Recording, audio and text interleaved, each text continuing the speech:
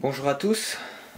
Voilà, donc on m'a dit que si je ne postais pas de vidéo, on ne croirait pas à mon post sur Facebook comme quoi je décidais d'arrêter le catch.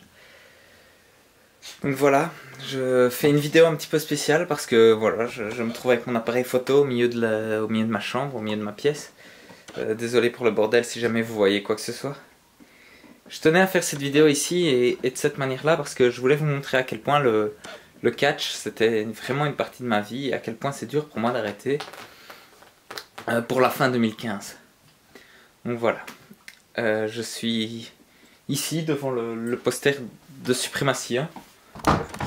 Voilà, le tout premier Supremacy. C'était énorme, ça s'est déroulé le 3 octobre 2009 à Fleurus. J'y ai affronté TNK. En 2009, ça fait déjà 6 ans. Un peu plus d'un an en fait après mon tout premier entraînement qui a eu lieu en juillet 2008.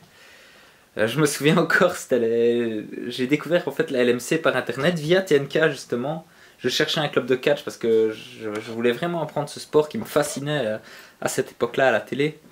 Et j'avais été aux portes ouvertes en 2008, le jour de mon anniversaire, le 7 juin, aux portes ouvertes de la LMC, le Ladyman Catch Club, qui m'a donné donc cette opportunité de réaliser mon rêve, de monter sur le ring pour la première fois et m'entraîner donc aux côtés de Jack Spinal, de TNK, de Neo Sharon, de Richer. C'est vraiment des souvenirs exceptionnels. Je me souviens de gros faillis, enfin, vous pouvez pas comprendre et ce serait trop long à expliquer, mais bref, c'était absolument épique et génial. J'ai d'autres souvenirs aussi, c'est pour ce show, pour justement le show de Supremacy, on a dû quitter notre club, ce club de la LMC, parce que voilà, on a eu des différends. Je ne regrette pas, même si ça m'a fait mal, je voulais rester à la LMC, je ne regrette pas ce choix parce que ça m'a permis de vivre une aventure absolument incroyable pendant 6 ans. J'ai rencontré sur ce show Tom Delacroix, Sturi, Rosto, Striker, Alexei Petrovic. Bref, des gens qui ont eu un impact énorme. J'ai pu faire Paris Manga avec eux devant 2000 personnes, c'était vraiment extraordinaire. J'ai connu pas mal de choses en Belgique, la ACW, la New Generation. J'ai été champion de la New Generation. Et enfin, j'ai été à la Pro Wrestling All Stars. Grâce à Steve Venom, un de mes amis. Et le promoteur de cette fédération. J'ai pu être champion par équipe avec lui. Et une de mes photos préférées se trouve justement à mon mur. Voilà. Ce mur, en fait, il y a tout ce qui compte, pour moi. Il y a un article aussi sur le Kodokan, donc une salle de judo qui nous a ouvert nos portes qui nous a excusez-moi, qui nous a ouvert ses portes quand on s'est retrouvé sans club, là où on a pu continuer à s'entraîner, à développer notre technique. J'ai des dessins aussi faits par des amis et des fans qui sont absolument merveilleux accrochés à ce mur. Voilà. Enfin, d'après des photos, c'est vraiment des souvenirs extraordinaires. Un petit mot de mon amoureuse en passant, voilà, qui me fait vraiment plaisir. C'est mon coin, c'est vraiment mon coin. J'ai des souvenirs. C'est vraiment difficile pour moi d'en parler parce que quand je dis que je vais tourner. Quand je dis que je vais tourner une page de ma vie, c'est vraiment 7 ans. C'est 7 ans, 7 ans c'est pas rien, je pense que vous pouvez vous en rendre compte. Je vous dis, j'ai commencé en 2008, en juillet 2008 à m'entraîner. J'ai vu pour la première fois du catch en vrai le 7 juin de cette année-là, enfin ce club, en tout cas aux portes ouvertes. Et depuis, tous ceux qui me connaissent savent que j'ai une passion vraiment dévorante pour ce sport. Vraiment quelque chose d'extraordinaire est arrivé entre ce sport et moi. J'ai jamais aimé quelque chose autant que ça et pourtant malheureusement depuis la fermeture de la Supremacy, depuis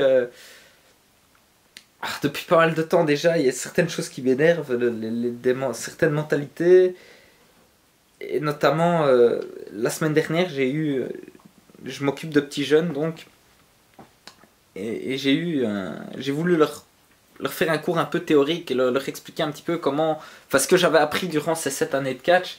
La psychologie dans le ring, la façon de se comporter, j'ai voulu leur expliquer des choses qui sont importantes, presque aussi importantes que le in-ring, et on m'a demandé en fait limite si ça servait à quelque chose, et ce genre de... Ça fait mal, franchement ça fait mal quand tu prends ton temps... Quand tu prends ton temps à faire quelque chose de bien et qu'on te chie limite à la gueule, ça fait vraiment mal. Donc voilà, ça, le fait qu'on n'arrête pas de dire que les mecs de mon gabarit n'arriveront jamais à rien, jamais. J'ai essayé, depuis le premier jour on me le dit, ça fait 7 ans que je combats tout ça, 7 ans que je prends vraiment sur moi et j'essaye de résister, mais là tout ça commence à peser beaucoup trop lourd dans la balance. Donc voilà, Julien, puisque c'est toi qui as demandé la vidéo, je suis vraiment désolé de te l'apprendre, mais fin 2015, Spike Bones ne sera plus. Il y en a beaucoup qui ont douté quand j'ai posté ce statut parce que nous sommes le 1er avril. Je pense que maintenant, après cette vidéo-là, ceux qui ont douté ne doutent plus. À moins qu'ils soient vraiment proches de moi. Parce que même si beaucoup de choses me tiennent à cœur dans ce que j'ai dit, même si les larmes sont vraies dans ce que je dis, parce que c'est vraiment quelque chose qui me tient à cœur. Voilà, c'était bel et bien un poisson d'avril. Désolé d'avoir fait durer le suspense aussi longtemps. Désolé à ceux qui ont eu peur, mais ceux qui me connaissent très bien ont eu un doute et je pense se sont accrochés à ce doute. Merci en tout cas à tous ceux que j'ai cités pour toutes les aventures que vous m'avez fait vivre depuis 7 ans. C'était vraiment extraordinaire. Notamment le club de la LMC, la Supremacy Wrestling, la Pro Wrestling All Stars. Merci vraiment à tout le monde. Je suis parti encore pour de très longues années. Personne n'arrivera à me mettre à terre. Personne n'arrivera à me faire changer d'avis. Le catch, c'est ma vie. C'est une grosse part de moi. Sans ça, je pense que j'aurais beaucoup de mal à avancer. Merci aussi à mon amoureuse, à ma petite femme, à Gaëlle, qui me soutient vraiment énormément et du mieux qu'elle peut, je le sais. Et franchement, ce soutien me fait du bien. Merci à tous ceux qui ont cru en moi, à tous ceux qui ne m'ont jamais pris pour... à tous ceux qui ne m'ont jamais jugé par le physique, qui ont toujours attendu de voir ce que je pouvais faire dans le ring, ceux qui m'ont toujours soutenu, merci au COP, merci il y a tellement de gens, je ne peux pas les citer tous nommément, mais je pense que vous vous reconnaîtrez, tous ceux à qui j'ai envie de dire merci, aux lutteurs que j'ai pu rencontrer, qui m'ont aidé à atteindre le niveau que j'ai, à ceux qui m'aident encore, je fais référence notamment à Yann Colby, qui a donné de précieux conseils, merci à tous ces gens-là. Même s'il ne m'était pas directement adressé à moi, évidemment, ces conseils, j'ai pu le voir évoluer, j'ai pu le voir donner des cours à certaines personnes, j'ai donc fait en sorte de m'intéresser, de suivre aussi ce qu'il faisait avec d'autres élèves. Je pense que c'est aussi comme ça qu'on apprend.